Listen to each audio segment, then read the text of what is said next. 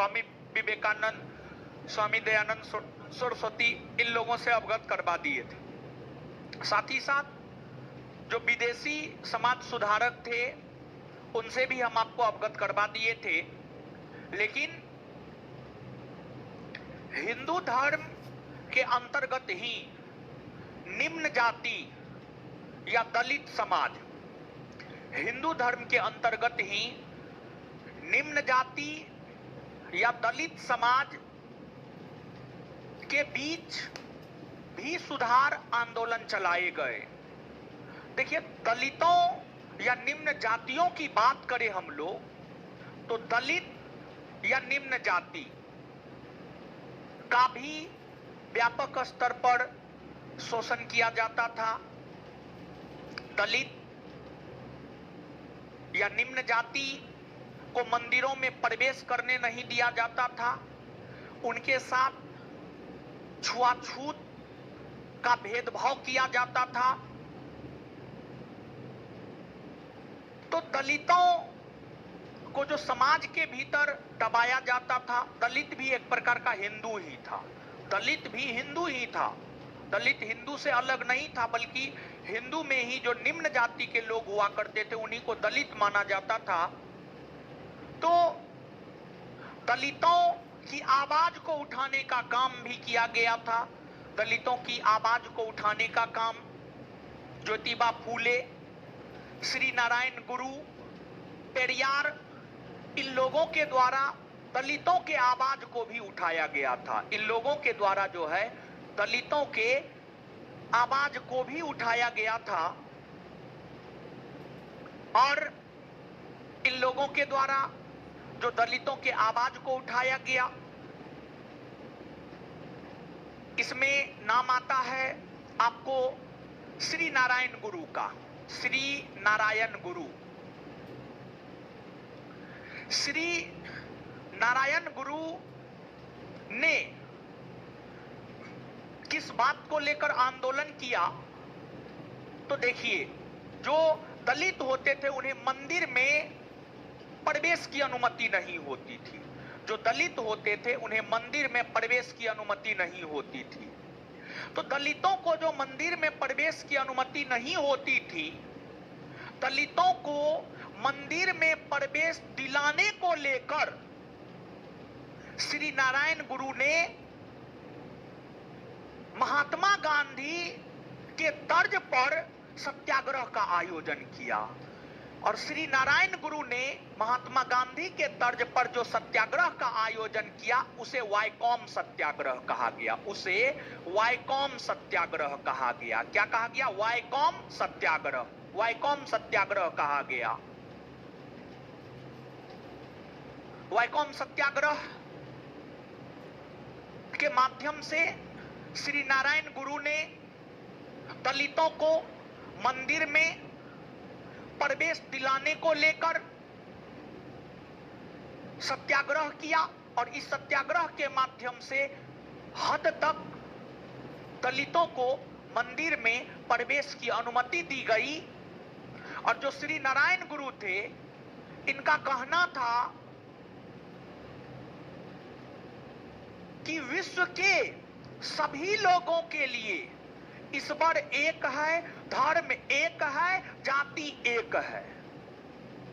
तो सभी लोगों के लिए एक ईश्वर, एक धर्म, एक जाति की परंपरा को प्रचारित और प्रसारित श्री नारायण गुरु के द्वारा किया गया। श्री नारायण गुरु के द्वारा किया गया।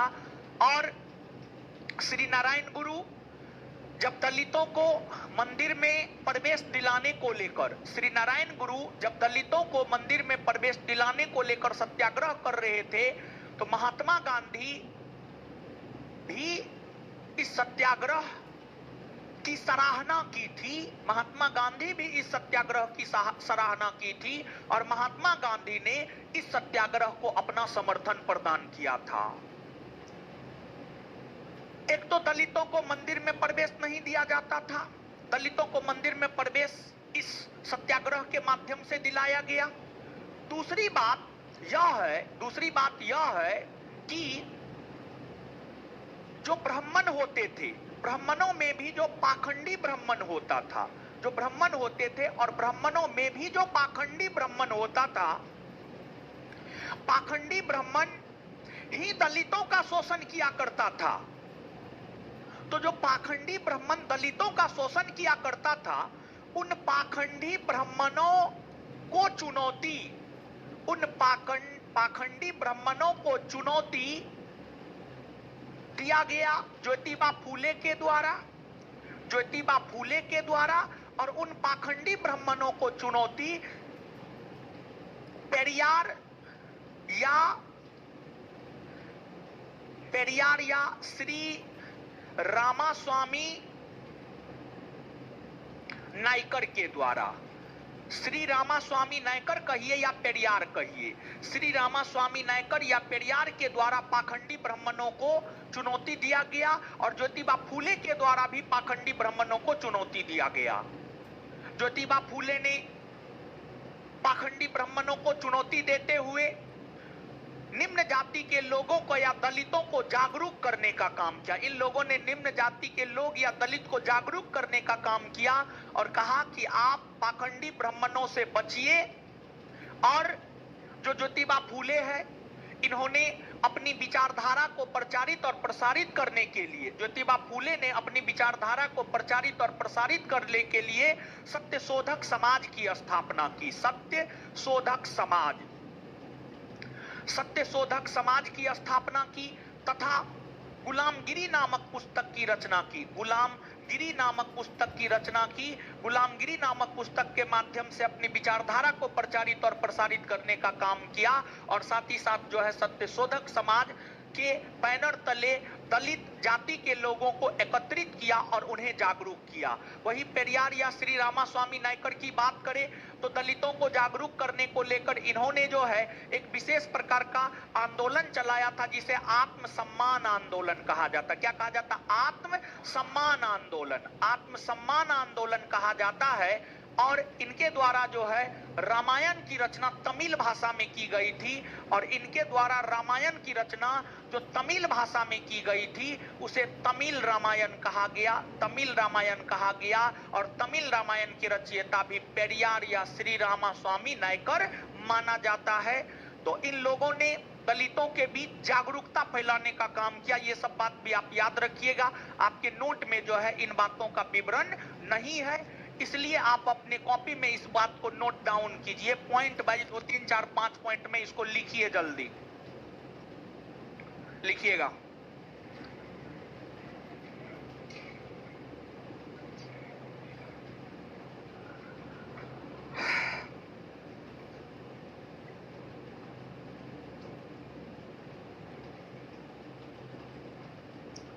लिखिएगा।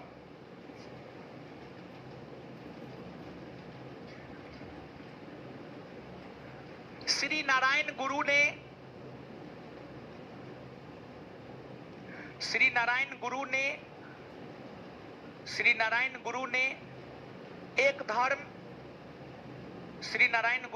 एक धर्म, एक जाति, एक ईश्वर,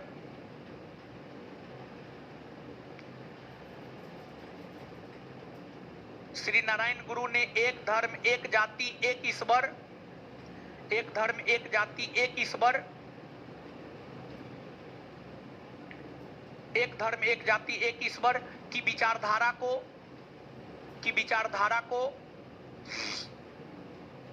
प्रचारित और प्रसारित किया। श्री नारायण गुरु ने एक धर्म, एक जाति, एक ईश्वर की विचारधारा को प्रचारित और प्रसारित किया।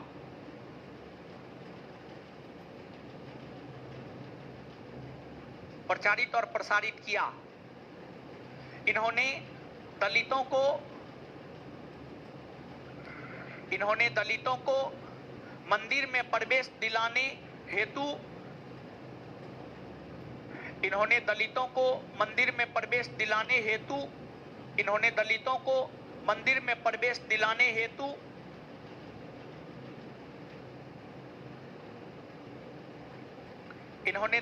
मंदिर में प्रवेश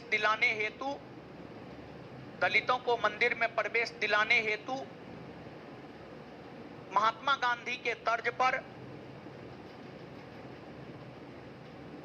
महात्मा गांधी के तर्ज पर 1920 के दशक में, महात्मा गांधी के तर्ज पर 1920 के दशक में सत्याग्रह का आयोजन किया।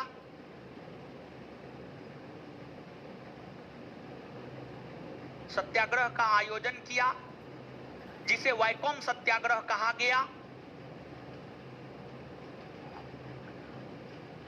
सत्याग्रह का आयोजन किया जिसे वैकोम सत्याग्रह कहा गया, जिसे वैकोम सत्याग्रह कहा गया, जिसे वैकोम सत्याग्रह कहा गया।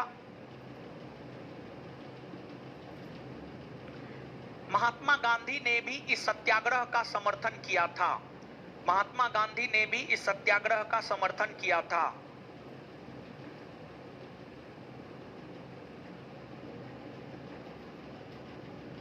नेक्स्ट पॉइंट, नेक्स्ट पॉइंट, पाखंडी ब्राह्मणों को चुनौती। नेक्स्ट पॉइंट, पाखंडी ब्राह्मणों को चुनौती देते हुए,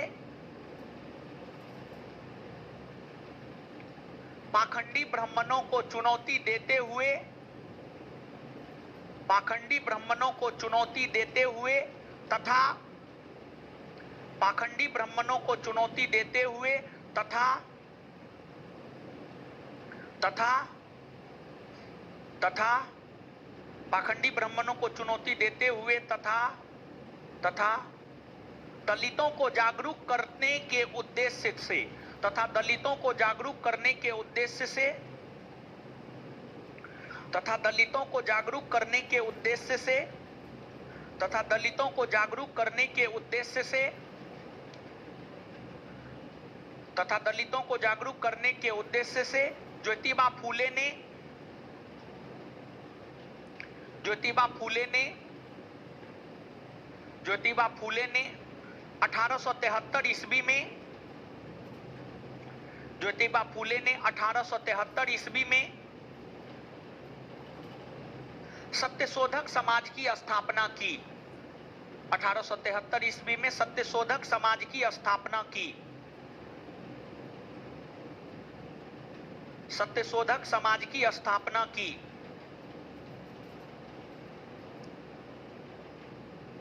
ज्योतिबा फूले ने अपनी विचारधारा को प्रचारित और प्रसारित करने के उद्देश्य से, ज्योतिबा फूले ने अपनी विचारधारा को प्रचारित और प्रसारित करने के उद्देश्य से, ज्योतिबा फूले ने अपनी विचारधारा को प्रचारित और प्रसारित करने के उद्देश्य से, ज्योतिबा फूले ने अपनी विचारधारा को प्रचारित और प्रसारित करने के उद्देश्य से, ज्योतिबा फूले ने अपनी विचारधारा को प्रचारित और प्रसारित करने के उद्देश्य से गुलामगिरी नामक पुस्तक की रचना की। गुलामगिरी नामक पुस्तक की रचना की। गुलामगिरी नामक पुस्तक की रचना की। गुलामगिरी नामक पुस्तक की रचना की। गुलामगिरी नामक पुस्तक की रचना की। गुलामगिरी नामक पुस्तक की रचना की। नेक्स्ट पॉइंट,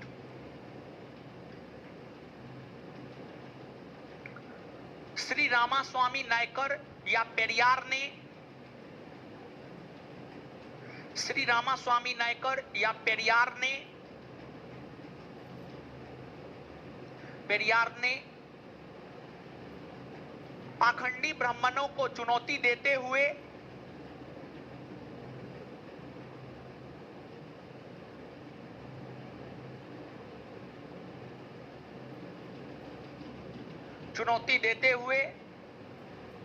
एक विशेष प्रकार का आंदोलन चलाया।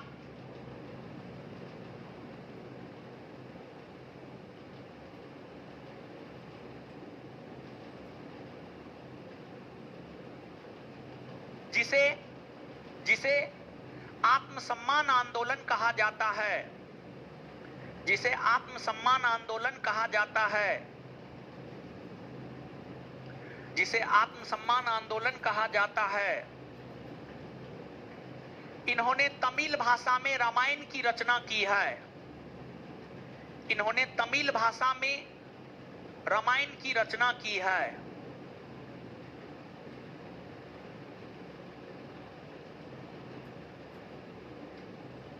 इन्होंने तमिल भाषा में रामायण की रचना की है।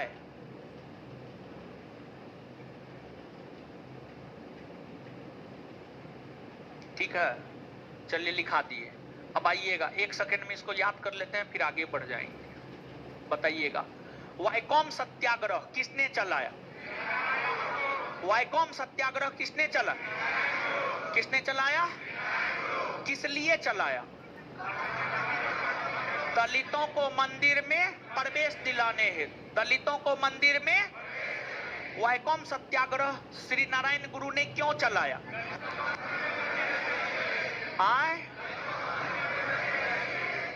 विश्व के सभी लोगों के लिए एक धर्म, एक जाति, एक ईश्वर की विचारधारा को प्रचारित प्रसारित किसने किया?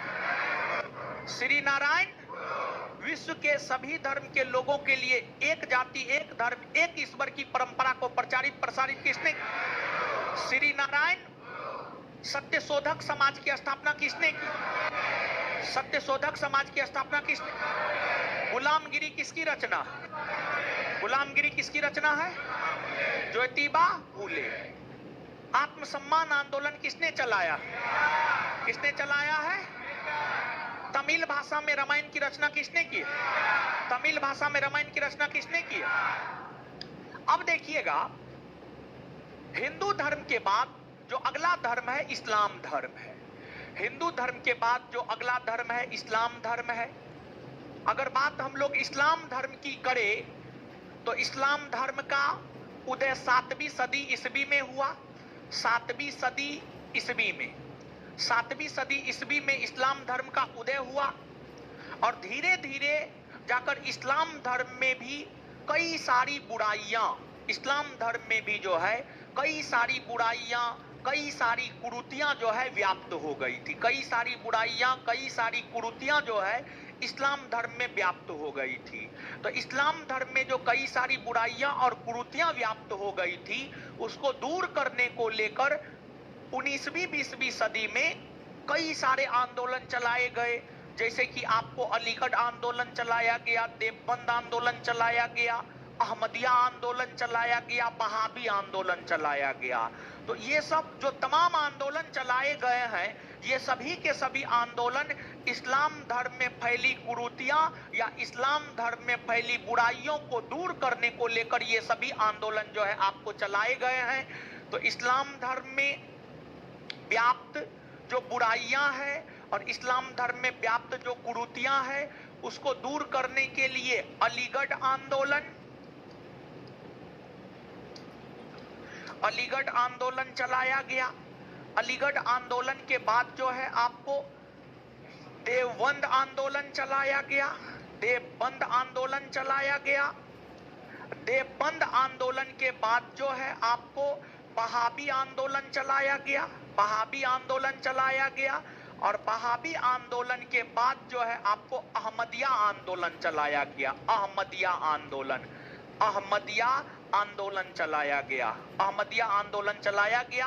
तो ये सभी आंदोलन इस्लाम धर्म में फैली कुरीतियों को दूर करने को लेकर जो है आपको चलाया गया। और इन आंदोलनों में अगर हम लोग बात करें तो इन आंदोलनों में जो अलीगढ़ आंदोलन है, यह सर सैयद अहमद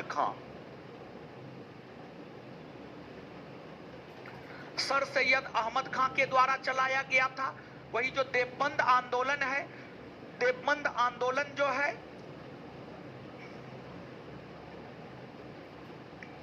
मोहम्मद कासिम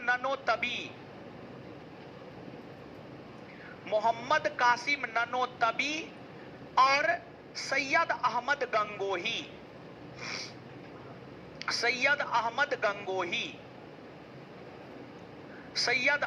गंगोही के द्वारा यह आंदोलन चलाया गया। फिर जो वहाबी आंदोलन है, यह वहाबी आंदोलन सैयद अहमद राय बरेलवी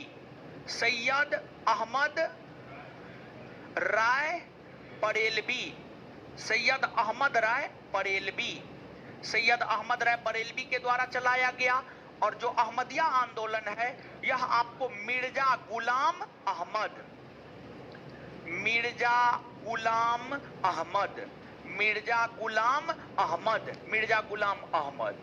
तो इस्लाम धर्म में सुधार लाने को लेकर जो अलीगढ़ आंदोलन, देवबंद आंदोलन, वहाबी आंदोलन, अहमदिया आंदोलन चलाया गया था, इसमें अलीगढ़ आंदोलन सर सैयद अहमद खां के द्वारा, देवबंद आंदोलन मोहम्मद कासिम ननोतबी और सैयद अहमद गंगोही के द्वारा, वहाबी आंदोलन सैयद अहमद राय बरेलवी के द्वारा और अहमदिया आंदोलन मिर्जा गुलाम अहमद के द्वारा चलाया गया। अब देखिएगा, इन आंदोलनों में जो इस्लाम धर्म में सुधार लाने को लेकर चलाया जाने वाला सबसे प्रमुख आंदोलन है वह आपको अलीगढ़ आंदोलन है। अलीगढ़ आंदोलन है जिसका नेतृत्व सर सैयद अहमद खां ने किया था। और जो सर सैयद अहमद खां था, सर सैयद अहमद खां के विषय में माना जाता है जिस प्रकार से हिंदू धर्म में, हिंदू समाज में फैली कुरीतियों को दूर करने को लेकर सर्वप्रथम आंदोलन राजा राम मोहन राय ने चलाया था, उसी प्रकार से इस्लाम धर्म में फैली कुरीतियां और कुप्रथा को समाप्त करने को लेकर सर्वप्रथम आंदोलन सर सैयद अहमद खां ने चलाया था। यही कारण है कि इन्हें इस्लामी समाज का राजा राम मोहन राय कहा जाता है। तो जो सर सैयद अहमद खां है, सर सैयद अहमद खां की अगर हम लोग बात करें तो इन्हें जो है इस्लामी समाज का राजा राम मोहन राय कहा जाता है। इस्लामी समाज का राजा राम मोहन राय, इस्लामी समाज का राजा राम मोहन राय कहा जाता है। अब अगली बात यह है कि जो सर सैयद अहमद खां थे, सर सैयद अहमद खां का क्या मानना था?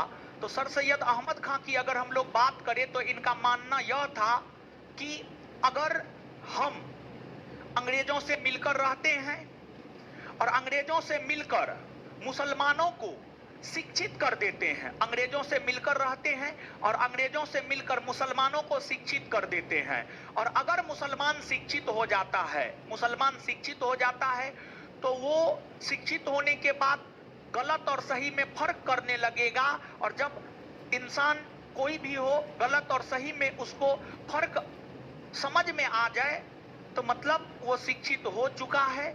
जो गलत है वो गलत बोलेगा और जो सही है वो सही बोलेगा। तो इनका अपना मानना था कि हम अंग्रेजों के साथ रहेंगे, अंग्रेजों का समर्थन करेंगे और अंग्रेजों के मदद से भारत के मुसलमानों को जो है आधुनिक शिक्षा प्रदान करेंगे, भारत के मुसलमानों को आधुनिक शिक्षा प्रदान करेंगे। और ये हमेशा से अंग्रेज के पक्षधर रहे हैं। और अगर आप बात 1857 के विद्रोह की कीजिएगा तो 1857 के विद्रोह के समय में इन्होंने भी अंग्रेजों का समर्थन किया था। अंग्रेजों के भक्त बनकर के बैठे हुए थे आपको सर सैयद अहमद खां। सर सैयद अहमद खां अंग्रेजों के भक्त बनकर के बैठे हुए थे। और जो सर सैयद अहमद खां है, अगर सर सैयद अहमद खां की हम लोग बात करें तो इनके द्वारा जो है अपनी विचारधारा को प्रचारित और प्रसारित करने को लेकर इन्होंने जो है तहजीब उल अखलाक यानी सभ्यता और नैतिकता नामक साहित्य की रचना की गई थी। और सभ्यता और नैतिकता नामक साहित्य के माध्यम से जो है इन्होंने अपनी विचारधारा को प्रचारित और प्रसारित किया था। तो जो सर सैयद अहमद खां है, सर सैयद अहमद खां की अगर हम लोग बात करें तो इन्होंने तहजीब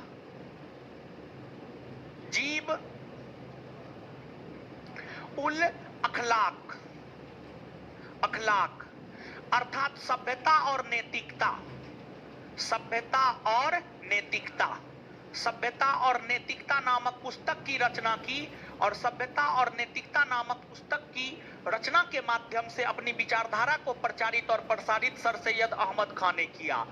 सर सैयद अहमद खां निश्चित तौर पर अंग्रेजों के समर्थक रहे हैं, लेकिन ये हिंदू मुस्लिम एकता के भी समर्थक हुआ करते थे। ये हिंदू और मुसलमान को भारत की दो आंखें बताया करता था। सर सैयद अहमद खां हिंदू और मुसलमान को जो है भारत की दो आंखें बताया करता था। तो ये जो है हिंदू मुस्लिम एकता के भी प्रबल समर्थक हुआ करते थे। और इनके द्वारा कई सारे संगठनों की स्थापना की गई, शैक्षणिक संस्थान भी उसमें शामिल है। इनके द्वारा जो है आपको सर सैयद अहमद खां के द्वारा जो है आपको 1864 ईस्वी में साइंटिफिक सोसाइटी की स्थापना की गई। साइंटिफिक सोसाइटी की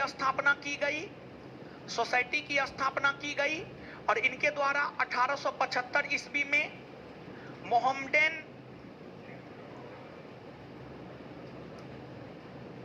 Anglo Oriental college, Mohammedan Anglo Oriental college की स्थापना की गई। और यही मोहम्मडन एंग्लो ओरिएंटल कॉलेज बाद में 1920 ईस्वी में जो है अलीगढ़ मुस्लिम यूनिवर्सिटी बना, अलीगढ़ मुस्लिम यूनिवर्सिटी बना। तो जो आपको मोहम्मदन एंग्लो ओरिएंटल कॉलेज है जिसकी स्थापना 1875 ईस्वी में सर सैयद अहमद खां के द्वारा किया गया था, यही 1920 ईस्वी में अलीगढ़ मुस्लिम यूनिवर्सिटी बना। और भले ही सर सैयद अहमद खां की बात करें तो हिंदू मुस्लिम एकता के प्रबल समर्थक हुआ करते थे, लेकिन जो सर सैयद अहमद खां थे ये कांग्रेस के विरोधी थे, कांग्रेस के विरोधी थे। इन्होंने कांग्रेस की स्थापना तक का विरोध किया था, कांग्रेस की स्थापना तक का इन्होंने विरोध किया था। और कांग्रेस को सर सैयद अहमद खां हिंदुओं का संगठन बताता था, कांग्रेस को सर सैयद अहमद खां जो है हिंदुओं का संगठन बताने का काम किया करता था। और सर सैयद अहमद खां की बात करें हम लोग तो जो सर सैयद अहमद खां है इनके द्वारा जो है आपको कांग्रेस के विरोध में जाकर के इन्होंने 1888 ईस्वी में United Indian patriotic association United Indian patriotic association की स्थापना 1888 ईस्वी में सर सैयद अहमद खां के द्वारा किया गया।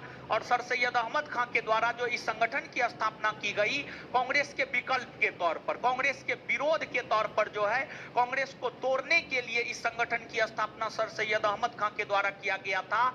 और ये अंग्रेज के भक्त थे, ये बात अंग्रेजों को भी समझ में था और इसलिए अंग्रेजों ने कांग्रेस को तोड़ने के लिए इसी को तैयार किया था, अंग्रेज ने कांग्रेस को तोड़ने के लिए इसी को तैयार किया था। लेकिन ये कांग्रेस को तोड़ नहीं पाए, कांग्रेस को तोड़ने में इन्हें सफलता नहीं मिल पाई, कांग्रेस को तोड़ने में जो है इन्हें सफलता नहीं मिल पाई।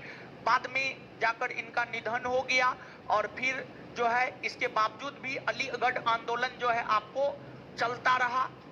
अलीगढ़ आंदोलन के बाद अलीगढ़ आंदोलन के विषय में मुख्य तौर पर एक चीज और आप ध्यान में रखेंगे, जो अलीगढ़ आंदोलन था ये आधुनिक शिक्षा या पश्चिमी शिक्षा के जो है समर्थक हुआ करते थे, आधुनिक शिक्षा या पश्चिमी शिक्षा के जो है अलीगढ़ आंदोलन समर्थक हुआ करता था।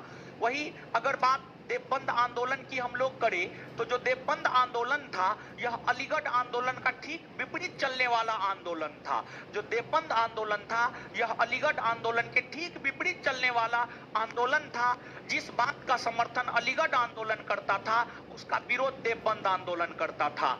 जैसे कि अलीगढ़ आंदोलन ने कांग्रेस की स्थापना का विरोध किया तो देवबंद आंदोलन ने कांग्रेस की स्थापना का समर्थन किया, देवबंद आंदोलन ने कांग्रेस की स्थापना का समर्थन किया। और दूसरी बात यह है कि जो अलीगढ़ आंदोलन था वह पश्चिमी शिक्षा का समर्थक था, लेकिन देवबंद आंदोलन की हम बात करें तो देवबंद आंदोलन पश्चिमी शिक्षा का विरोधी था, पश्चिमी शिक्षा का विरोधी था। और देवबंद आंदोलन के आंदोलनकारियों का मानना था कि भारत में रहने वाले मुसलमानों को भारत की प्राचीनतम शिक्षा पद्धति के तहत शिक्षा दी जाए, भारत के प्राचीनतम शिक्षा पद्धति के तहत जो है भारत में रहने वाले मुसलमानों को जो है शिक्षा दी जाए। और देवबंद आंदोलन के क्रम में जो है 1866 ईस्वी में, देवबंद आंदोलन के क्रम में 1866 ईस्वी में उत्तर प्रदेश के देवबंद में स्कूल की स्थापना हुई थी जिसे देवबंद स्कूल कहा जाता है। उत्तर प्रदेश के देवबंद में स्कूल की स्थापना हुई थी जिसे देवबंद स्कूल कहा जाता है। और जो देवबंद स्कूल है वह आपको मोहम्मद कासिम ननोतबी और सैयद अहमद गंगोही के द्वारा ही चलाया गया था। इसके बाद आगे है वहाबी आंदोलन। अगर बात वहाबी आंदोलन की जाए तो जो वहाबी आंदोलन है यह एक सांप्रदायिक आंदोलन था। इस आंदोलन का लक्ष्य था भारत का इस्लामीकरण करना। जैसे मुगल बादशाह औरंगजेब का लक्ष्य क्या था? तो मुगल बादशाह औरंगजेब का लक्ष्य था भारत का इस्लामीकरण करना। उसी प्रकार से जो है आपको वहाबी आंदोलन का भी लक्ष्य था भारत का इस्लामीकरण करना, भारत को इस्लामी राष्ट्र में तब्दील करना जो है आपको वहाबी आंदोलन का भी काम था। और सांप्रदायिक आंदोलन होने के कारण ही यह जो है बहुत ज्यादा लोकप्रिय नहीं हो पाया, और इस आंदोलन का सबसे प्रमुख केंद्र अपना बिहार बना था। और बिहार का जो पटना था, बिहार का पटना जहां पे आप अभी हैं, ये इस आंदोलन का सबसे प्रमुख केंद्र बना था। 1860 के दशक में जाकर लॉर्ड एल्गिन प्रथम ने इस आंदोलन को दबा दिया था। आगे है आपको अहमदिया आंदोलन। जो अहमदिया आंदोलन है, जो कि आपको मिर्जा गुलाम अहमद के द्वारा चलाया गया था। और अहमदिया आंदोलन की शुरुआत पंजाब के कादियान नामक स्थान से हुआ है। और अहमदिया आंदोलन की शुरुआत पंजाब के कादियान नामक स्थान से हुआ है। यही कारण है कि अहमदिया आंदोलन को कादियानी आंदोलन भी कहा जाता है।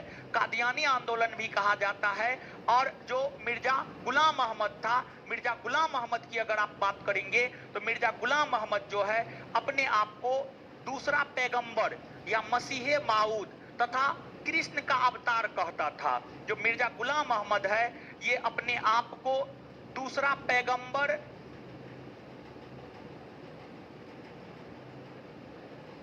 कृष्ण का अवतार हो गया, दूसरा पैगंबर हो गया, मसीहे माऊद हो गया। ये तमाम उपाधि जो है आपको मिर्जा गुलाम अहमद ने धारण किया था। और जो आपको अहमदिया आंदोलन था, अगर बात हम लोग अहमदिया आंदोलन की करें तो अहमदिया आंदोलन ने जिहाद के नारा का विरोध किया था। जिहाद के नारा का जो है विरोध अहमदिया आंदोलन के द्वारा किया गया। और ये जो तमाम आंदोलन है, ये तमाम आंदोलन इस्लाम धर्म में चलने वाला जो है सुधारवादी आंदोलन था। क्लियर है? तो अब आइए इसको हम लोग याद कर लेते हैं, फिर आगे बढ़ जाएंगे। बताइए, अलीगढ़ आंदोलन किसके नेतृत्व में चला? अलीगढ़ आंदोलन किसके नेतृत्व? सर सैयद इस्लामी समाज का राजा राम मोहन राय किसे कहा जाए? इस्लामी समाज का राजा राम मोहन राय। तहजीब उल अखलाक किसकी रचना? तहजीब उल अखलाक किसकी रचना? साइंटिफिक सोसाइटी की स्थापना कब हुई है? साइंटिफिक सोसाइटी की स्थापना कब हुई है? 1864। साइंटिफिक सोसाइटी की स्थापना किसने किया है? मोहम्मदन एंग्लो ओरिएंटल कॉलेज की स्थापना कब हुई है? मोहम्मदन एंग्लो ओरिएंटल कॉलेज की स्थापना कब हुई है? इसकी स्थापना किसने किया है? Sir Syed Ahmed Khan. Mohammedan Anglo Oriental College ही 1920 ईस्वी में किस नाम से जाना गया? किस नाम से? सर सैयद अहमद खान 1857 के विद्रोह में अंग्रेजों के साथ खड़ा थे या अंग्रेजों के विरोध में? अंग्रेजों के हिंदू मुस्लिम एकता के समर्थक थे या विरोधी? हिंदू मुस्लिम एकता के समर्थक या विरोधी? हिंदू मुस्लिम एकता के समर्थक थे। इसके बाद जो है आगे बताइएगा, कांग्रेस के समर्थक थे या विरोधी? विरोधी। कांग्रेस के विकल्प के तौर पर सर सैयद अहमद खान ने कौन से संगठन की स्थापना? कौन सा संगठन? United Indian patriotic. कांग्रेस के विकल्प के तौर पर सर सैयद अहमद खान ने कौन से संगठन की स्थापना? सर सैयद अहमद खान ने यूनाइटेड इंडियन पैट्रियोटिक एसोसिएशन की स्थापना कब की? 1800।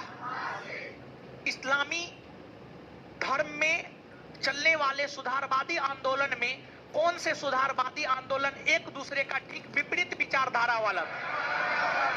अलीगढ़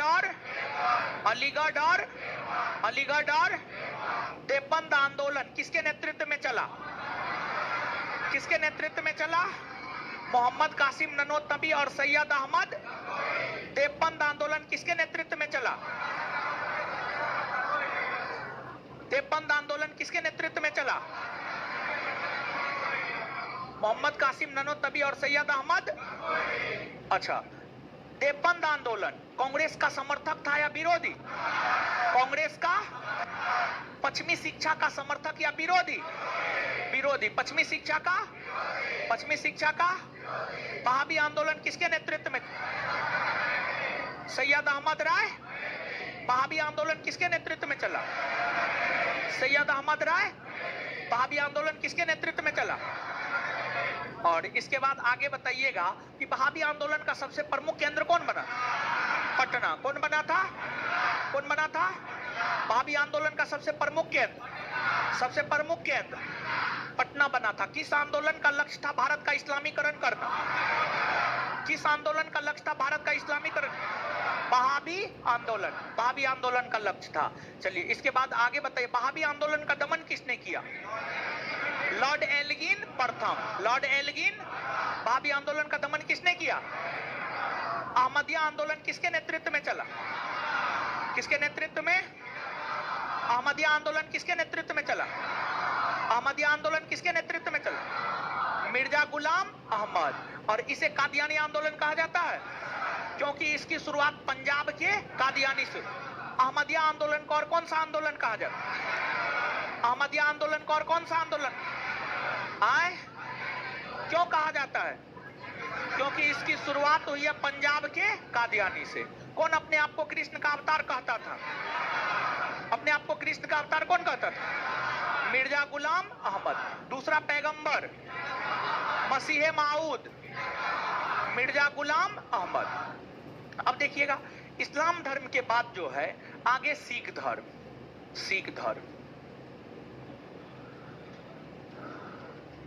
सिख धर्म देखिए, जब आप सिख धर्म की बात करेंगे तो जो सिख धर्म है, सिख धर्म का उदय 15वीं सदी ईस्वी में हुआ था। 15वीं सदी ईस्वी में हुआ था।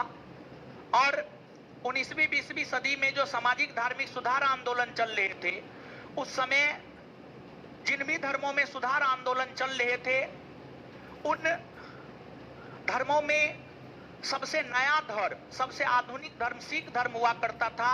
और सिख धर्म आप पढ़ चुके हैं, सिख धर्म के प्रणेता या संस्थापक गुरु नानक थे। गुरु नानक से लेकर गुरु गोविंद सिंह तक सिख धर्म में टोटल 10 गुरु हुए। बाद में दिलीप सिंह ने, बाद में जो है रंजीत सिंह ने सिख राज की भी स्थापना की थी। और रंजीत सिंह के द्वारा जिस सिख राज की स्थापना की गई थी, उसके अंतिम शासक बने थे दिलीप सिंह। तो जो सिख धर्म था, सिख धर्म की स्थापना होने के बाद सिख धर्म में भी कई सारी कुरीतियां, कई सारी बुराइयां फैल गई थी। सिख धर्म में जो कई सारी बुराइयां और कुरीतियां फैल गई थी, उन बुराइयां और कुरीतियों को दूर करने के लिए जो है आपको निरंकारी आंदोलन चलाया गया। निरंकारी आंदोलन चलाया गया। और जो निरंकारी आंदोलन है, निरंकारी आंदोलन की हम लोग बात करें तो निरंकारी आंदोलन जो है आपको चलाया गया है दयाल साहब, शिव दयाल साहब के द्वारा चलाया गया है। इसके बाद जो है निरंकारी आंदोलन के बाद आगे कूका आंदोलन है। कूका आंदोलन की हम लोग बात करें तो भगत जवाहर मल के द्वारा चलाया गया। इसके बाद जो है आपको नामधारी आंदोलन है। अगर हम लोग नामधारी आंदोलन की बात करें तो जो नामधारी आंदोलन है, नामधारी आंदोलन जो है आपको चलाया गया था राम सिंह और बालक सिंह के नेतृत्व में जो है आपको नामधारी आंदोलन चलाया गया था। तो ये जो निरंकारी आंदोलन है, कूका आंदोलन है, नामधारी आंदोलन है, ये सभी के सभी आंदोलन जो है सिख धर्म में फैली कुरीतियों को दूर करने को लेकर चलाया गया था। सिख धर्म में फैली कुरीतियों को दूर करने को लेकर जो है ये सभी प्रकार के आंदोलन आपको चलाए गए थे। सिख धर्म के बाद जो है आगे आपको एक धर्म हुआ करता था पारसी धर्म हुआ करता था। और जो पारसी धर्म है, पारसी धर्म की अगर हम लोग बात करें तो पारसी धर्म में जो बुराइयां आ गई थी, उन बुराइयों को दूर करने के लिए 1851 ईस्वी में एक संगठन की स्थापना की गई थी जिसे रहनुमाई माजदायन सभा कहा जाता है। और जो रहनुमाई माजदायन सभा है, रहनुमाई माजदायन सभा के माध्यम से ही जो है पारसी धर्म में सुधार लाने का काम किया गया। और यह जो रहनुमाई माजदायन सभा है, यह आपको दादा भाई नेरोजी के द्वारा स्थापित किया गया था। और दादा भाई नेरोजी ने अपने साथियों के साथ मिलकर रहनुमाई माजदायन सभा को लोकप्रिय बनाने को लेकर जो है एक पत्रिका निकाला, जिसे राष्ट्र गोप्तार कहा जाता है। तो जो राष्ट्र गोप्तार विशेष तौर पर रहनुमाई माजदायन सभा को लोकप्रिय बनाने को लेकर निकाला गया था। और रहनुमाई माजदायन सभा की स्थापना इसलिए की गई थी ताकि पारसी धर्म में फैली बुराइयों को दूर किया जा सके। अर्थात हम यह बात कह सकते हैं कि जो राष्ट्र गोप्तार है, इसका संबंध आपको पारसी धर्म से रहा है। राष्ट्र गोप्तार है, इसका संबंध कौन धर्म से? पारसी धर्म से रहा है। पारसी धर्म से रहा है।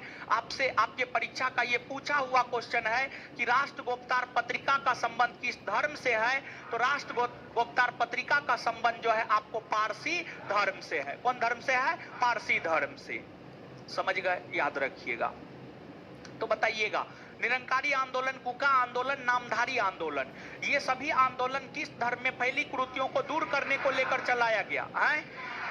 ये सभी आंदोलन किस धर्म में फैली कुरीतियों को दूर कर? निरंकारी आंदोलन किसके नेतृत्व में? निरंकारी आंदोलन किसके? कुका आंदोलन किसके नेतृत्व? कुका आंदोलन किसके नेतृत्व? नामधारी आंदोलन किसके नेतृत्व? आए? निरंकारी आंदोलन किसके नेतृत्व? निरंकारी आंदोलन किसके नेतृत्व? कुका आंदोलन किसके नेतृत्व? कुका आंदोलन किसके नेतृत्व? नामधारी आंदोलन किसके नेतृत्व?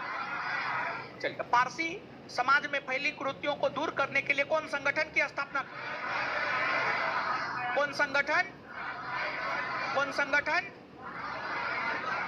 रहनुमाई माजदायन सभा की स्थापना कब हुई है? रहनुमाई माजदायन सभा की स्थापना कब हुई है? इसके संस्थापक कौन है? इसके संस्थापक कौन है?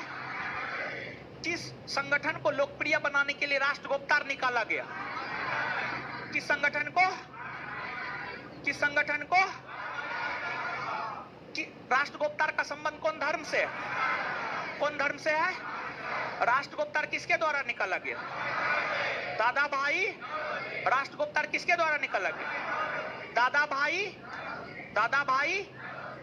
तो जो है आपको हिंदू धर्म में, हिंदू धर्म, इस्लाम धर्म, सिख धर्म, पारसी धर्म, इन धर्मों में फैली कुरीतियों को दूर करने को लेकर जो आंदोलन चलाए गए, उसके नेतृत्वकर्ता कौन थे, इस बात से हम आपको अवगत करवा दिए हैं। अब देखिएगा, जो हिंदू समाज था, हिंदू समाज में कई प्रकार की कुप्रथाएं प्रचलित थी। हिंदू समाज में जो कई प्रकार की कुप्रथाएं प्रचलित थी, उन कुप्रथाओं में एक कुप्रथा हुआ करता था, उसका नाम था आपको बाल विवाह प्रथा। एक कुप्रथा हुआ करता था बाल विवाह प्रथा। बाल विवाह प्रथा के बाद एक कुप्रथा हुआ करता था सती प्रथा। सती प्रथा। सती प्रथा के बाद एक हुआ करता था शिशुवध प्रथा। शिशुवध प्रथा। शिशुवध प्रथा के बाद एक हुआ करता था नरबली प्रथा। नरबली प्रथा।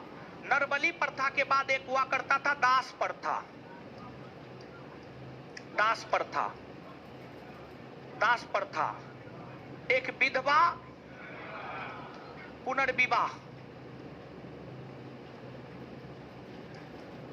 विधवा पुनर्विवाह।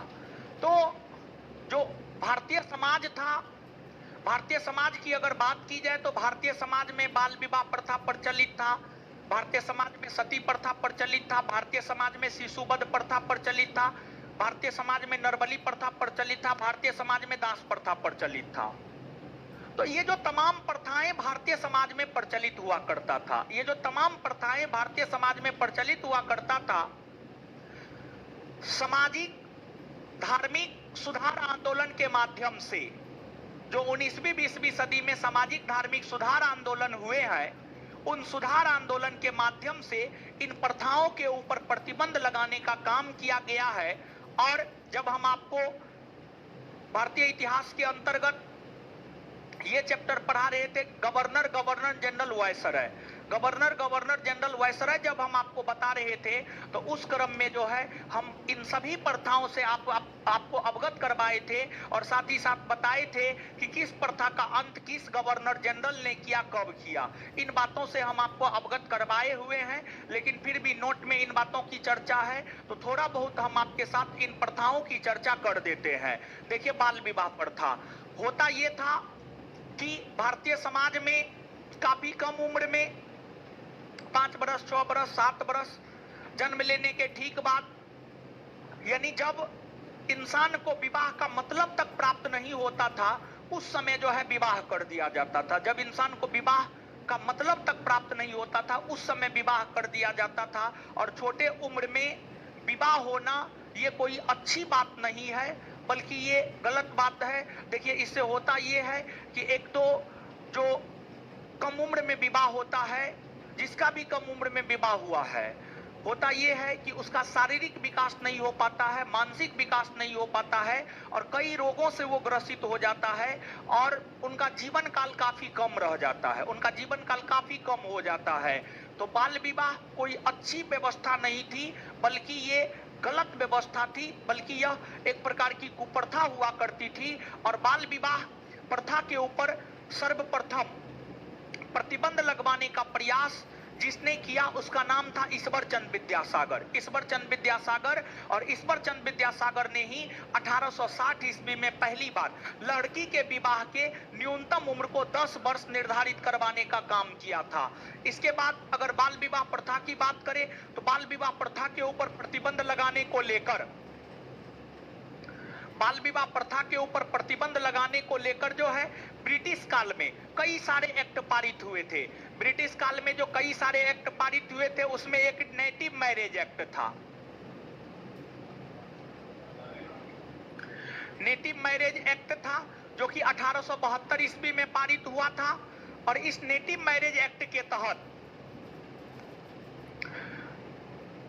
लड़की के विवाह के न्यूनतम उम्र को 14 वर्ष और लड़का के विवाह के न्यूनतम उम्र को 18 वर्ष निर्धारित किया गया। 18 वर्ष निर्धारित किया गया। फिर आपको नेटिव मैरिज एक्ट की बात करें तो आप सभी लोग जानते हैं आचार्य केशव चंद्र सेन की प्रेरणा से 1872 ईस्वी में नेटिव मैरिज एक्ट पारित हो पाया था। और इस समय भारतीय वायसराय कौन हुआ करते थे? Lord Northbrook. लॉर्ड नॉर्थब्रुक हुआ करते थे, नॉर्थब्रुक हुआ करते थे। फिर आपको दूसरा है सम्मति आयु अधिनियम। सम्मति आयु अधिनियम, जो सम्मति आयु अधिनियम है, सम्मति आयु अधिनियम पारित हुआ है 1891 में। इस एक्ट के तहत जो है लड़की के विवाह के उम्र को 14 वर्ष से घटाकर 12 वर्ष कर दिया गया। इस अधिनियम के तहत लड़की के विवाह के उम्र को 14 वर्ष से घटाकर 12 वर्ष कर दिया गया। और यह जो सम्मति आयु अधिनियम है, यह अधिनियम महाराष्ट्र के एक समाज सुधारक बहराम जी मालावारी के प्रयास से ही जो है आपको सम्मति आयु अधिनियम पारित हुआ था, जिसके तहत लड़की के विवाह के उम्र को 14 वर्ष से घटाकर 12 वर्ष कर दिया गया। जिस वजह से बाल गंगाधर तिलक ने जो है आपको इस एक्ट का विरोध किया था। बाल गंगाधर तिलक ने जो है आपको इस एक्ट का क्या किया था? विरोध किया था। बाल गंगाधर तिलक ने इस एक्ट का विरोध किया था। और आपको जो बाल गंगाधर तिलक थे वे छुआछूत व्यवस्था के प्रबल विरोधी हुआ करते थे। और उन्होंने ही कहा है कि अगर ईश्वर छुआछूत को मानता है तो मैं उस ईश्वर को नहीं मानूंगा। ये बाल गंगाधर तिलक का स्टेटमेंट है। छुआछूत की व्यवस्था की इन्होंने कड़ी आलोचना किया था बाल गंगाधर तिलक ने। और साथ ही साथ बाल गंगाधर तिलक ने सम्मति आयु अधिनियम का भी आलोचना किया। इसके बाद एक एक्ट पारित हुआ था, शारदा एक्ट। एक एक्ट पारित हुआ था, शारदा एक्ट। और अगर शारदा एक्ट की बात करें तो यह 1929 में पारित हुआ, जबकि यह एक्ट लागू हुआ है 1930 में। और जो शारदा एक्ट है, शारदा एक्ट के तहत लड़की के विवाह का न्यूनतम उम्र 14 वर्ष और लड़का के विवाह का न्यूनतम उम्र 18 वर्ष। और जो शारदा एक्ट है जो कि पारित 1929 ईस्वी में हुआ है, लेकिन यह एक्ट लागू 1930 ईस्वी में हुआ है। और जो आपको शारदा एक्ट है, शारदा एक्ट आजादी के बाद तक भी लागू रहा और शारदा एक्ट में संशोधन 1978 में हुआ। और शारदा एक्ट में जो 1978 ईस्वी में संशोधन हुआ, इस संशोधन के तहत जो है लड़की के विवाह के उम्र को 14 वर्ष से बढ़ाकर 18 वर्ष कर दिया गया और लड़का के विवाह के उम्र को 18 वर्ष से बढ़ाकर 21 वर्ष कर दिया गया। 18 वर्ष से बढ़ाकर 21 वर्ष कर दिया गया। तो जो आपको आधुनिक काल में 19वीं 20वीं सदी में कम उम्र में विवाह हो जाता था, जिसे बाल विवाह कहा जाता था, उस बाल विवाह के ऊपर अंकुश लगाने को लेकर ब्रिटिश गवर्नमेंट के द्वारा समय समय पर जो है ये एक्ट लाए गए और इन एक्टों के माध्यम से लड़की और लड़का के विवाह के न्यूनतम उम्र को अंग्रेजी सरकार के द्वारा जो है आपको निर्धारित किया गया। इसके बाद आगे सती प्रथा है। सती प्रथा की चर्चा जो है आपको गवर्नर जनरल पढ़ा रहे थे तब भी किए थे। फिर जो है आपको जब प्राचीन भारतीय इतिहास में गुप्त वंश पढ़ा रहे होंगे तब भी किए होंगे, जब मुगल पढ़ा रहे होंगे तब पर भी किए होंगे। समझ गए? कई जगह पर सती प्रथा की चर्चा जो है आपको हुई है। और फिर जब सामाजिक धार्मिक सुधार आंदोलन पढ़ा रहे थे तो वहां पर भी सती प्रथा की चर्चा हुई है। अगर बात सती प्रथा की जाए तो जो सती प्रथा है, सती प्रथा भारतीय समाज में उत्तर वैदिक काल, ऋग्वेदिक काल नहीं, ऋग्वेदिक काल में सती प्रथा का प्रचलन नहीं हुआ करता था। सती प्रथा का प्रचलन भारतवर्ष में उत्तर वैदिक काल से हुआ माना जाता है और उत्तर वैदिक काल से लेकर जो है आपको 1829 ईस्वी तक भारत में सती प्रथा विद्यमान था। और जब उत्तर वैदिक काल से लेकर 1829 ईस्वी तक भारत में सती प्रथा विद्यमान था तो इस सती प्रथा के ऊपर अंकुश लगाने का काम कई सारे शासकों ने किया था। सती प्रथा के ऊपर मुगल बादशाह अकबर ने भी अंकुश लगाने का प्रयास किया, लेकिन अकबर जो है अंकुश लगा नहीं पाया। फिर बाद में जाकर पुर्तगाली गवर्नर अल्बुकर्क ने अंकुश लगाया और फिर बाद में जाकर राजा राम मोहन राय के सहयोग से 1829 ईस्वी में लॉर्ड विलियम बेंटिक ने भारत से सती प्रथा का जो है आपको अंत किया। फिर शिशुबद्ध प्रथा है। होता यह था कि अगर भारतीय समाज में किसी व्यक्ति को यह पता चल जाता था कि उनकी पत्नी के गर्भ में बेटी पल रही है तो विशेष तौर पर राजपूत समाज में शिशुबद्ध प्रथा का प्रचलन हुआ करता था। और अगर राजपूतों को पता चल जाता था कि उसकी पत्नी के गर्भ में बेटी पल रही है तो उसको पेट में ही मार दिया जाता था। इसी को शिशुबद्ध प्रथा कहा जाता था। और शिशुबद्ध प्रथा के ऊपर प्रतिबंध जो है सर जॉन शोर और वेलेजली ने लगाया। फिर आपको नरबली प्रथा है। विशेष तौर पर जो आदिवासी या जनजाति समुदाय के लोग होते थे, आदिवासी या जनजाति समुदाय के लोगों के बीच ही यह प्रचलित था कि अगर हमें अपने देवी देवता को खुश करना है तो देवी देवता को जो है सुंदर, स्वस्थ और विद्वान मानव की बलि देना होगा। तो जो आदिवासी समुदाय के लोग थे जो कि अपने देवी देवता को, अपने आराध्य को खुश करने के लिए सुंदर मानव, विद्वान मानव की, स्वस्थ मानव की बलि दिया करता था, उसी को नरबली प्रथा कहा जाता था। और आप सभी लोग इस बात से अवगत हैं कि नरबली प्रथा का अंत जो है लॉर्ड हार्डिंग प्रथम ने किया था। लॉर्ड हार्डिंग प्रथम ने किया था। फिर आगे आपको दास प्रथा है। दास प्रथा की अगर आप बात करेंगे तो दास प्रथा का प्रचलन हड़प्पा काल से ही देखने को मिलता है। हड़प्पा काल, वैदिक काल से ही दास प्रथा का जो है प्रचलन देखने को मिलता है। जो मानव का क्रय विक्रय होता था उसी को दास प्रथा कहा जाता था। और दास प्रथा की अगर आप बात करेंगे तो दास प्रथा की चर्चा दिल्ली सल्तनत में भी आपको की गई होगी। दिल्ली सल्तनत के अंतर्गत दासों की देखभाल को लेकर फिरोज शाह तुगलक ने दीवान बंदगान नामक दास विभाग का निर्माण किया। फिर जो है आपको अकबर ने 1562 में दास प्रथा का अंत किया, लेकिन फिर भी दास प्रथा चलता रहा। अगर पूरे भारतवर्ष की बात की जाए तो पूरे भारतवर्ष से 1843 ईस्वी में दास प्रथा लॉर्ड एलनबरो के द्वारा समाप्त किया गया। फिर हिंदू विधवा पुनर्विवाह। देखिए, हिंदू धर्म में सिर्फ एक विवाह करना मान्य है। हिंदू धर्म में सिर्फ एक विवाह करना मान्य है, चाहे स्त्री हो या पुरुष। लेकिन इस्लाम धर्म में जो है कुछ स्रोत कहता है 7 विवाह करना मान्य है, और कुछ स्रोत कहता है 4 विवाह करना मान्य है। 4 विवाह करना मान्य है, तो अब जो भी मान्य है उससे हम लोगों को कोई मतलब है नहीं। लेकिन हिंदू धर्म की अगर बात करें हम लोग, तो हिंदू धर्म में जो है सिर्फ एक विवाह स्वीकार होता है, महिला हो या पुरुष। होता यह था कि हिंदू धर्म में महिलाएं जब विधवा हो जाती थी तो उन्हें समाज स्वीकार नहीं करता था, उनको ना ससुराल वाले ना मायके वाले कोई भी स्वीकार नहीं करता था, जिस वजह से विधवा महिलाओं की दशा काफी दयनीय हो गई थी और विधवा महिलाओं को भी विवाह करने का अधिकार नहीं मिला करता था। लेकिन विधवा महिलाओं को फिर से विवाह करने का अधिकार मिल सके, इसको लेकर ईश्वरचंद विद्यासागर ने अथक प्रयास किया, और ईश्वरचंद विद्यासागर के प्रयास से ही हिंदू धर्म की विधवा महिलाओं को दोबारा विवाह करने का अधिकार मिल पाया, और ईश्वरचंद विद्यासागर के प्रयास से ही हिंदू विधवा पुनर्विवाह अधिनियम 1856 ईस्वी में लॉर्ड कैनिंग के समय लॉर्ड कैनिंग ने पारित करवाया। समझ गए? तो ये चीज है, इन बातों को जो है आप याद रखिएगा। इससे पहले भी इन चीजों से हम आपको अवगत करवा चुके हैं। समझ गए? इन चीजों से कई दफा अवगत करवा चुके हैं, यहां तक हम लोग याद कर लिए हैं। अब आगे आइए, नेटिव मैरिज एक्ट कब पारित हुआ? कब पारित हुआ है? किस वायसराय के समय? किस वायसराय के समय? किस वायसराय के समय? और नेटिव मैरिज एक्ट के तहत लड़की के विवाह का न्यूनतम उम्र कितना? लड़का।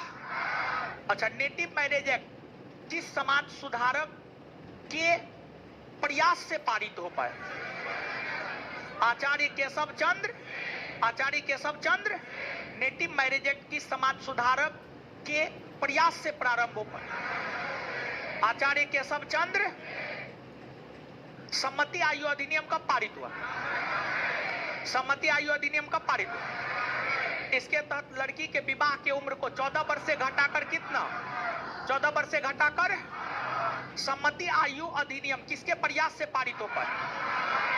किसके प्रयास से? किसके प्रयास से? और इस एक्ट का विरोध किसने किया? किसने किया? शारदा एक्ट कब पारित हुआ? शारदा एक्ट कब पारित हुआ? यह लागू कब हुआ? यह लागू कब हुआ? शारदा एक्ट के तहत लड़की के विवाह का न्यूनतम, लड़की के विवाह का न्यूनतम, लड़का के विवाह का न्यूनतम। चलिए, शारदा एक्ट में संशोधन कब हुआ है?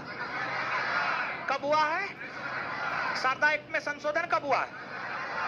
और जो है जब संशोधन हुआ था तो लड़की के विवाह की उम्र को 14 वर्ष से बढ़ाकर कितना वर्ष? और लड़का। चलिए बताइए, सती प्रथा का पहला अभिलेखीय साक्ष्य कहां देखने को? भानुगुप्त का एरन अभिलेख। किस मुगल बादशाह ने सती प्रथा को समाप्त करने का प्रयास किया? किसने? किस पुर्तगाली वायसराय ने सती प्रथा का अंत किया? अल्बू। किस बंगाल के गवर्नर जनरल ने इसे समाप्त किया? Lord William Bentinck. किस भारतीय समाज सुधारक के माध्यम से समाप्त किया? राजा राम। सती प्रथा का अंत भारत से कब हुआ है? 1829। सती प्रथा का अंत भारत से कब हुआ है? 1800। शिशुवध प्रथा पर प्रतिबंध किसने लगाया? सर जॉन शोर और वेलेजली। सर जॉन शोर और नरबली प्रथा पर अंकुश किसने लगाया? Lord Hardinge. दास प्रथा पर अंकुश किसने लगाया? विधवा पुनर्विवाह एक्ट किसने पारित किया? Lord Canning. किसने? किस भारतीय समाज सुधारक के किसके मदद से? ईश्वरचंद। इस प्रकार से ये चैप्टर समाप्त हुआ। अब महत्वपूर्ण तथ्य है वो आप अपना पढ़ लीजिएगा, ठीक है? अब पूरा चैप्टर आप पढ़ लीजिएगा, और पूरा चैप्टर पढ़ने के बाद जो है ऑब्जेक्टिव बना लीजिएगा, और अगले क्लास में तो हम आपको ऑब्जेक्टिव करवाएंगे, ठीक है? अगले क्लास में इस चैप्टर का जो है ऑब्जेक्टिव करवा देंगे। जितना भी क्वेश्चन हो एक क्लास में पार कर देना है।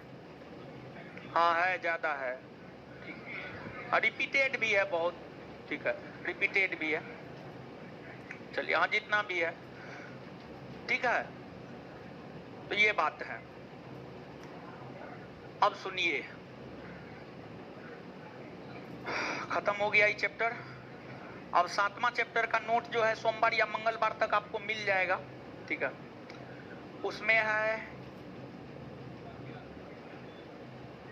छोटे छोटे आंदोलन है, ठीक है।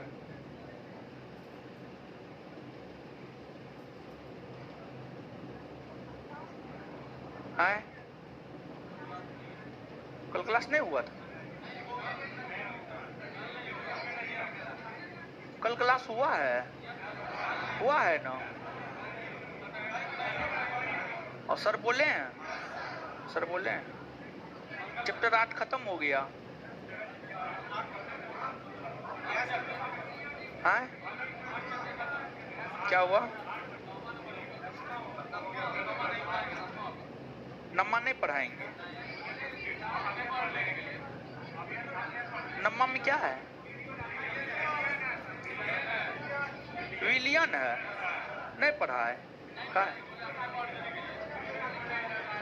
ओ, नम्मा चैप्टर पढ़ लीजिएगा।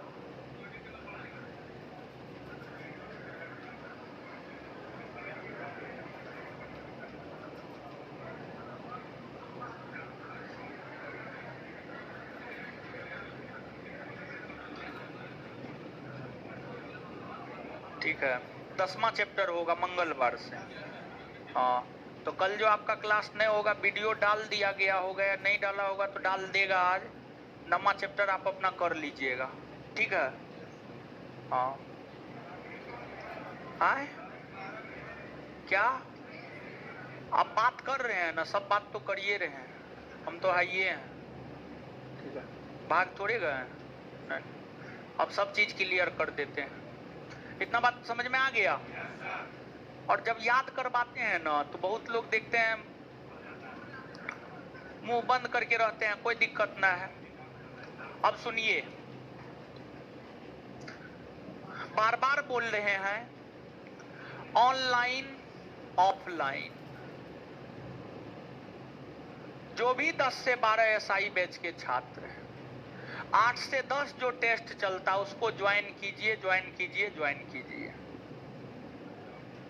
निश्चित तौर पर ज्वाइन कीजिए, 100% ज्वाइन कीजिए। ज्वाइन करना जरूरी है, बहुत जरूरी है, ज्वाइन कीजिए, पहली बात। अब दूसरी बात बता देते हैं आपको, पिछले क्लास में भी बोले थे, अभी भी बोल रहे हैं। कल शनिवार है, कल फुल लेंथ टेस्ट नहीं है।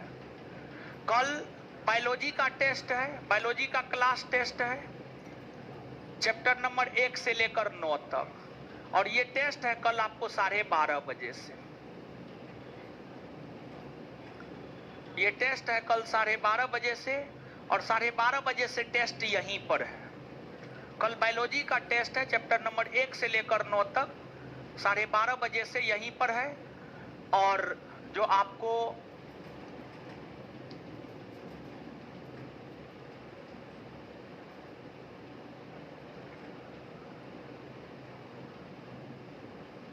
जो आपको 12:30 बजे से टेस्ट है, इस टेस्ट में चैप्टर 1 से लेकर 9 तक का क्वेश्चन देगा। और कल ही अनाउंसमेंट कर देंगे बायोलॉजी का अगला टेस्ट कब होगा, किस डेट में होगा, किस समय होगा। और बायोलॉजी का दूसरा जो टेस्ट होगा उसमें चैप्टर नंबर 10 से लेकर 18 तक शामिल होगा। चैप्टर नंबर 10 से लेकर 18, समझिएगा। पहली बात ये कंफ्यूजन क्लियर हो गया। अब दूसरी बात, मैथ का क्लास प्रारंभ हो रहा है।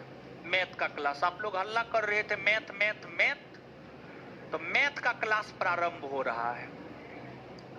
और मैथ का क्लास प्रारंभ हो रहा है मंगलवार से। ये जो आने वाला मंगलवार है, आने वाला मंगलवार है। मैथ का क्लास टीटीएस में चलेगा, टीटीएस में चलेगा। टाइम है सुबह 9 से 10, टाइम है सुबह 9 से 10। सुबह 9 से 10। और ये क्लास चलेगा संस्थान के एप्लीकेशन पर, संस्थान के एप्लीकेशन पर, संस्थान के एप्लीकेशन पर चलेगा।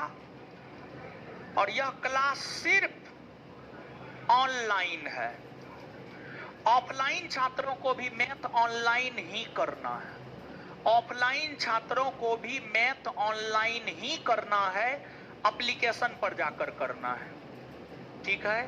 और ये लाइव क्लास होगा 9 से 10, लाइव क्लास होगा 9 से 10, एप्लीकेशन पर जाकर ही करना है। टीटीएस में ट्यूसडे, थर्सडे, सैटरडे, समझ गए। मंगलवार, बृहस्पतिवार, शनिवार 1 घंटा का डेली क्लास होगा, संस्थान के एप्लीकेशन पर होगा। और ये सबको एप्लीकेशन पर तो जोड़ दिया ही गया है, समझ गए। तो एप्लीकेशन पर जाकर आप अपना क्लास कीजिए, या जिनको नहीं भी जोड़ा गया है तो वो परेशान नहीं होइएगा, ये क्लास फ्री रहेगा। अगर आप नहीं भी जुड़े हैं फिर भी आप जाकर के देख सकते हैं लाइव क्लास में। हाँ, 9 बजे सुबह में ये क्लास है, 9 बजे सुबह में, 9 बजे सुबह में।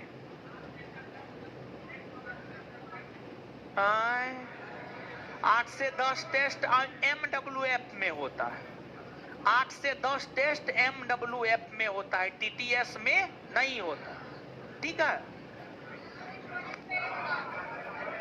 क्लियर है। तो ऑनलाइन वाले लोग, ऑनलाइन वाले लोग आप लोग भी कर लीजिएगा, ठीक है।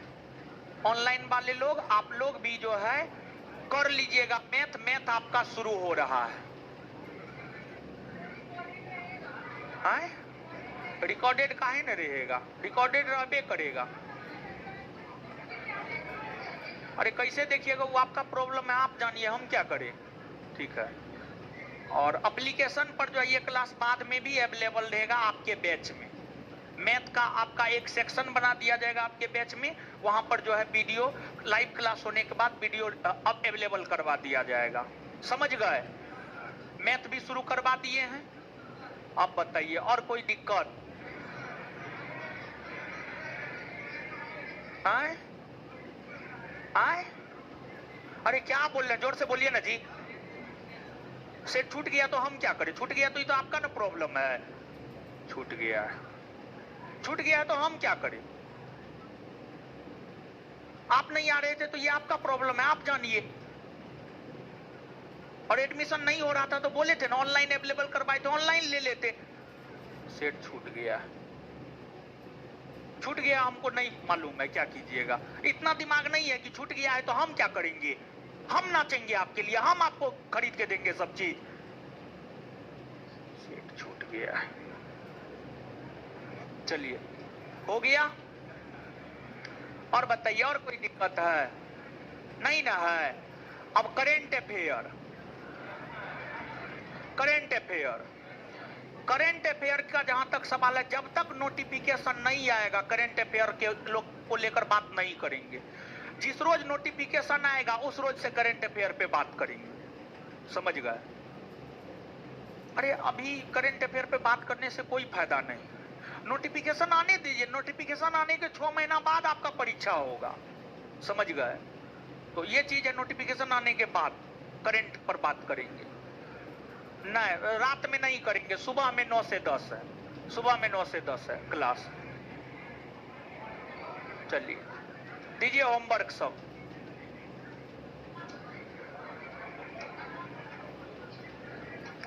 चलिए इसमें क्या दिए थे, खिल्ली वंश। अगला होमवर्क है इसमें तुगलक वंश। क्या है? तुगलक वंश। अब खिल्ली वंश का जवाब दीजिए।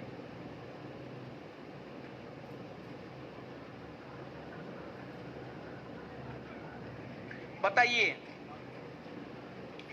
कौन सा सुल्तान नया धर्म चलाना चाहता है? सिकंदर सानी की उपाधि किसने था? रानी पद्मिनी का नाम अलाउद्दीन के चित्तौड़ विजय से जोड़ा जाता है। उनके पति का नाम राणा। अलाउद्दीन खिलजी का कौन सेनापति मंगोलों से लड़ता हुआ मारा गया? जफर। हजार दिनारी किसे कहा जाता है? मलिक सुल्तान जिसने बढ़ाकर भू राजस्व उपज का 50% कर दिया। अलाउद्दीन खिलजी। मोहम्मद बिन तुगलक भी किया था। किस सुल्तान के काल में खालिसा भूमि अधिक पैमाने पर विकसित?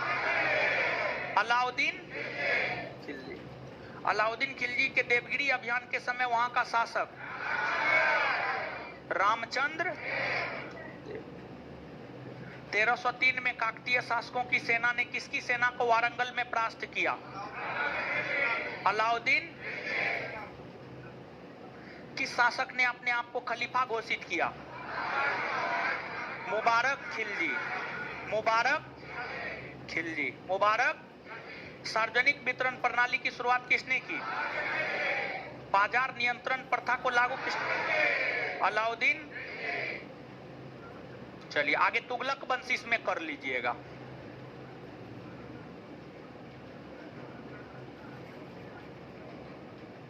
चलिए इसमें क्या था? क्वेश्चन नंबर 26 से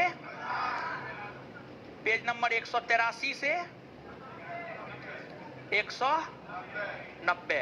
आगे क्वेश्चन नंबर 51 से